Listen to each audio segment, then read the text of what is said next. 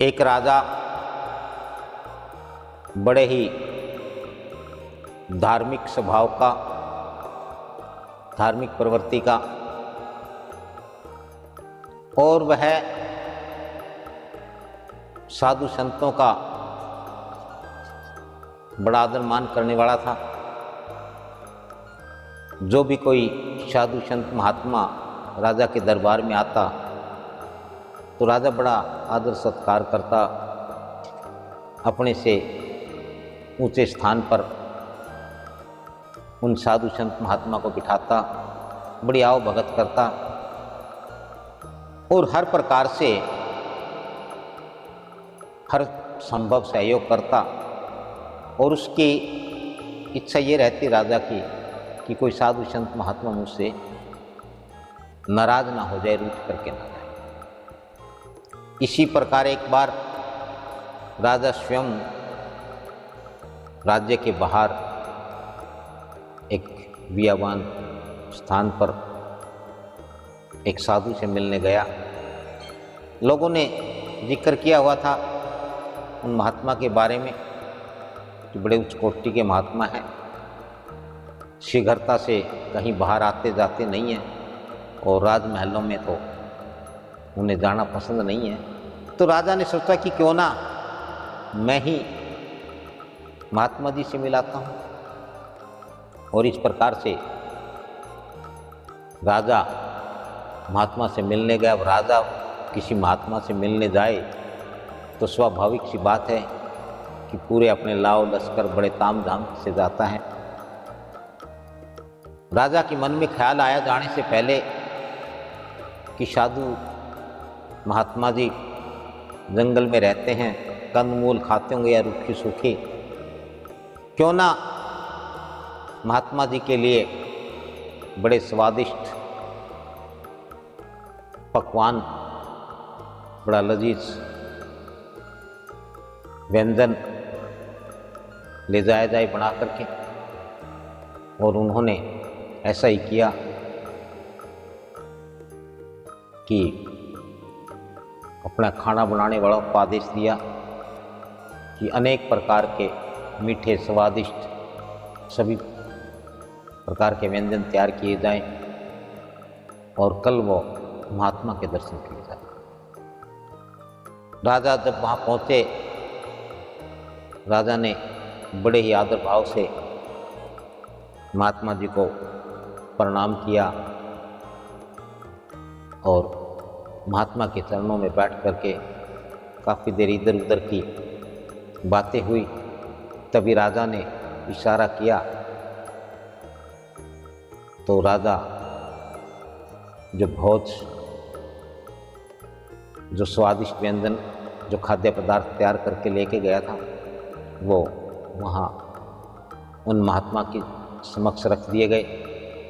और राजा हाथ जोड़ करके प्रार्थना करने लगा कि हे महात्मन, मैं बड़े ही चाव से, बड़ी खुशी से आपके लिए इतने सारे लजीज व्यंजन, ये स्वादिष्ट भोजन बनवा कर लाया हूँ। आप जरा इसे ग्रहण करें और इसे ग्रहण करके मुझे कृतार्थ करें। लेकिन संत जी ने उसके यानी राजा के उन व्यंजनों की तरफ, उन भोज पदार्थों की तरफ देखा भी नहीं। संत जी अपने मस्त रहे, चुप हो गए, कुछ नहीं बोले। राजा बार बार अनुनय विनय करता रहा कि महात्मन, मुझसे कोई गलती हुई है, आप मुझसे नाराज़ हैं, आप मुझे कृतार्थ करें। यदि आप मेरा लाया हुआ भोजन ग्रहण नहीं करते हैं तो मैं समझूंगा कि आप मुझसे नाराज़ हैं और मेरा आना यहाँ व्यर्थ हुआ। महात्मा जी फिर भी कुछ नहीं बोले। इस प्रकार से बड़े लंबे समय तक जब राजा गिड़गिड़ाने लगा तो वो महात्मा जी उठे। राजा बड़ा प्रसन्न हुआ कि शायद अब तो महात्मा ने मेरी विनती स्वीकार कर ली, अब तो वो भोजन ग्रहण करेंगे। महात्मा जी उठे, अपनी उस कुटिया में गए, वहाँ एक मिरर था, वो लेकर के आए वापिस आए और उन व्यंजनों में से एक मालपुआ उठाया। राजा बड़ा खुश हुआ, सोचने लगा कि संत जी को मालपुए पसंद, अब संत जी मालपुआ खाए। लेकिन ये क्या खाना क्या था?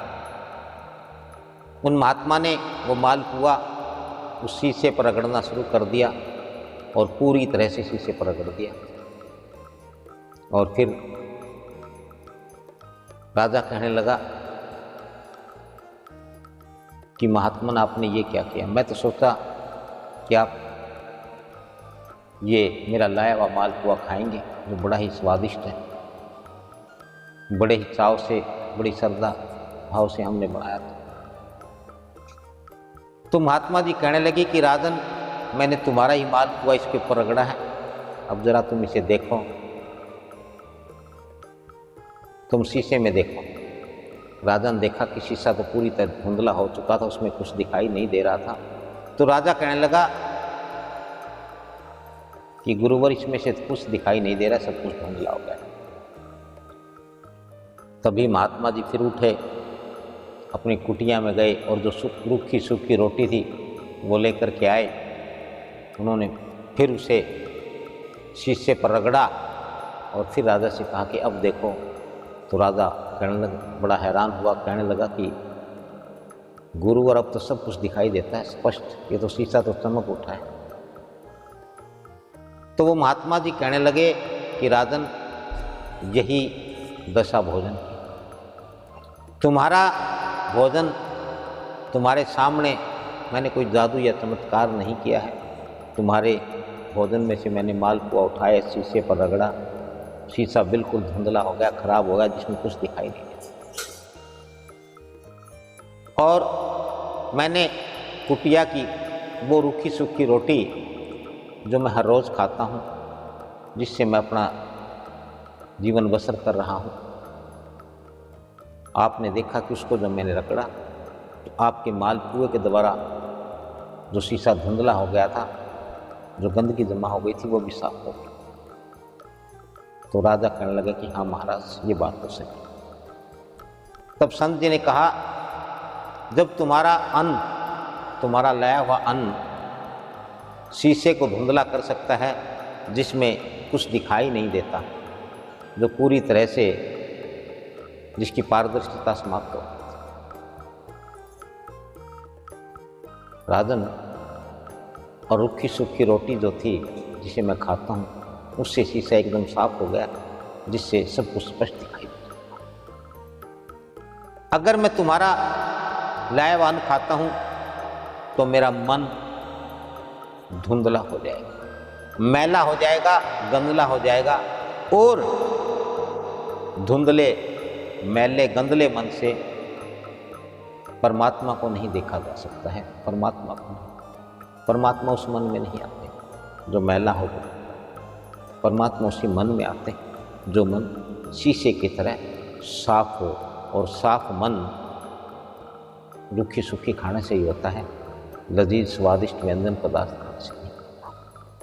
इसलिए और महात्मा जी कहने लगे कि राजन, जैसा खाओगे अन्न वैसा ही होगा मन, और जैसा होगा मन वैसी ही होगी मनुष्य को प्राप्ति।